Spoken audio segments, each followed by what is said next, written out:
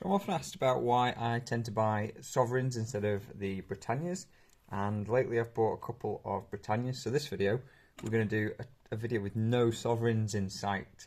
Not a single sovereign, just the Britannias. Nah, I'm kidding. There's a handful of shields for you. So anyway, today's video, we're going to be looking at some new Britannias I've picked up recently. And I also got a couple more. And last one, number 10. So I have an ounce of 10th Britannias, and I have a 1 ounce full Britannia. So people often ask, why do I tend to buy the sovereigns over the Britannias? What's with that? So in the UK, we're not penalised for buying 22 karat gold like some places. So there's no extra sales tax whether we buy a 22 karat sovereign or whether we buy a Krugerrand or whether we buy Britannia, for example. The difference is when you come to sell, if it's a UK legal tender coin, like sovereign after certain dates, or if it's Britannia or something that's got the denomination in pounds on the back there, on the front there, sorry, then in this case we wouldn't have to pay capital gains tax with the current rules. If it was a gold bar, however, though, then you would have to. It's treated differently. So we're not treated differently based on whether it's pure gold or 22 karat. Treated differently treated differently based on whether there is the face value. So it makes sense to pick up Britannias and sovereigns on the whole. But you often do get people buying Krugerrands, Eagles, things like that. They're a bit less common, but the Eagles, but the Krugerrands, pretty prevalent, as with other 4/9s fine gold. So I know some viewers in Australia and Canada, if they're buying sovereigns, and they're ending up paying GST or some sort of sales tax, so it makes it more expensive to get them in the first place. Whereas if you are buying the 4/9s fine gold, it doesn't really matter where it's from. And then again in America, I know there's some different rules there as well.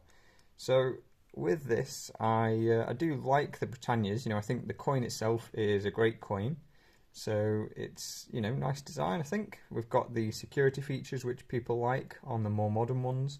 I think it was 2021 when these came in, so this is a 2021. So before this we had like the bicycle spoke design in the background from 2020 and a few years prior. There were some special years, and earlier in the sort of Britannia's life they were 22 karat as well, so they are now 24 karat, 4/9s fine. So yeah, with that, the Britannia is a great coin. People like it, especially the modern ones with the security features, things like that. People just feel a bit more confident, or I'd say some people feel a bit more confident buying newer gold coins, because perhaps they feel like there has been less chance for them to be faked. They've not been around for hundreds of years with various things happening in the gold markets and people deciding to do different things. With the premiums, basically you could mint a gold coin in the past with the full gold content and still be turning a profit just due to the high premiums for certain coins like sovereigns. So for that reason, some people don't like the older sovereigns, which I get, and they also don't like the new sovereigns because of the coppery colour, which I get. And you've got people obviously on both sides of that.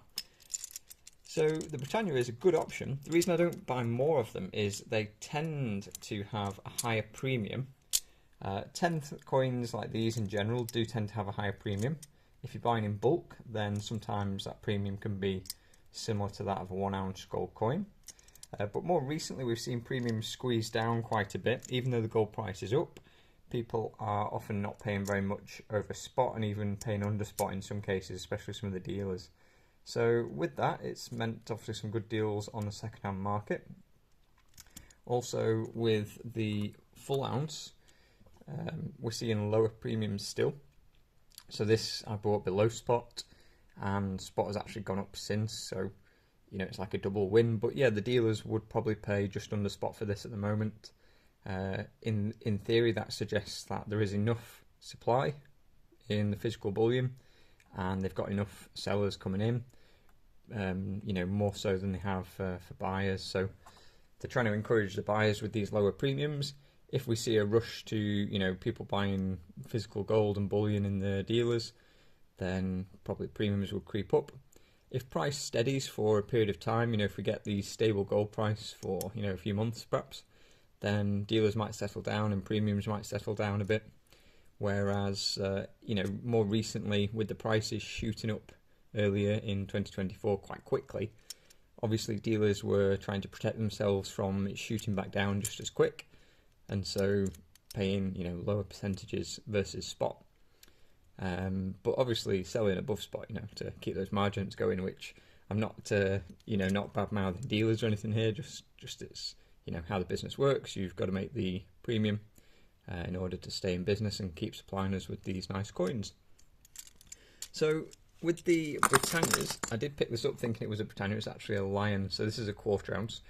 In the Britannias, we have different sizes. This one obviously is the 1 ounce, and we do have 1/4 ounces, 1/2 ounces, and 1/10, and there's even some other, I'd call them more novelty sizes, like the 20th and 40th.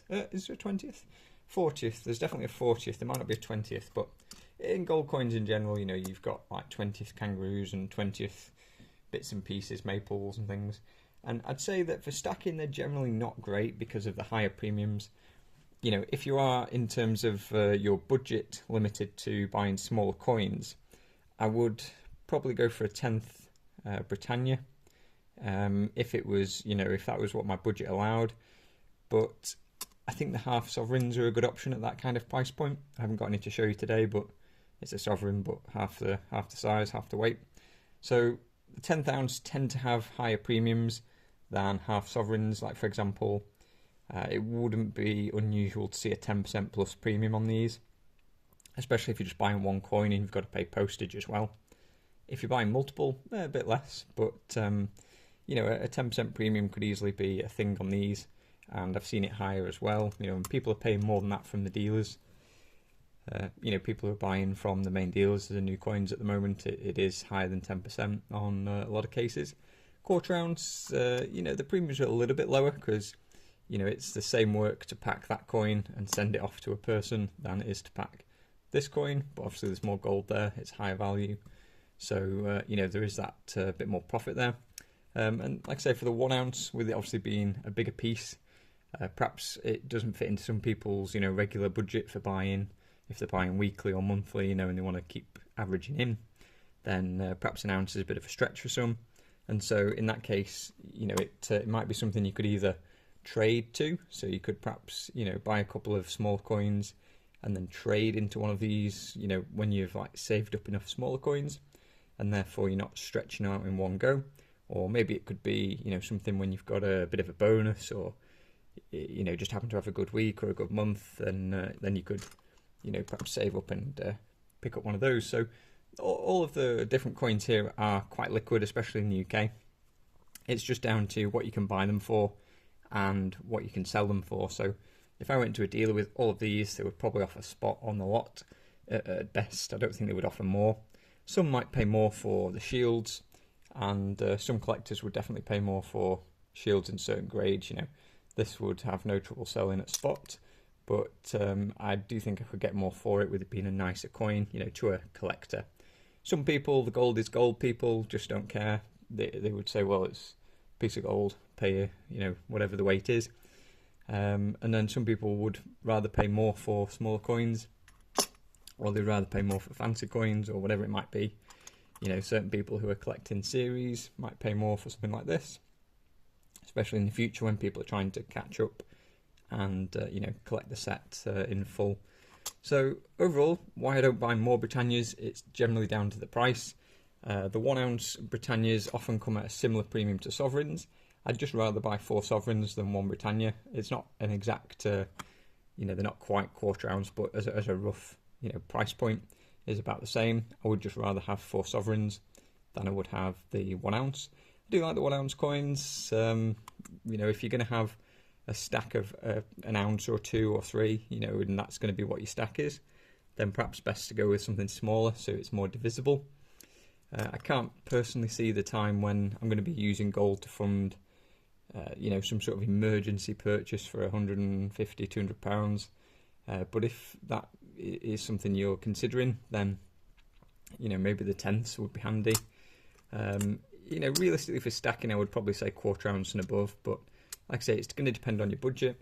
And the nice thing about these is, you can get so many of them, you can get different designs, and you've less risk overall. It's a smaller coin, it's less outlay, and it's just easier to pick up more of them. So for stacking, like I say, I would recommend the sovereigns in the UK, or half sovereigns for something smaller.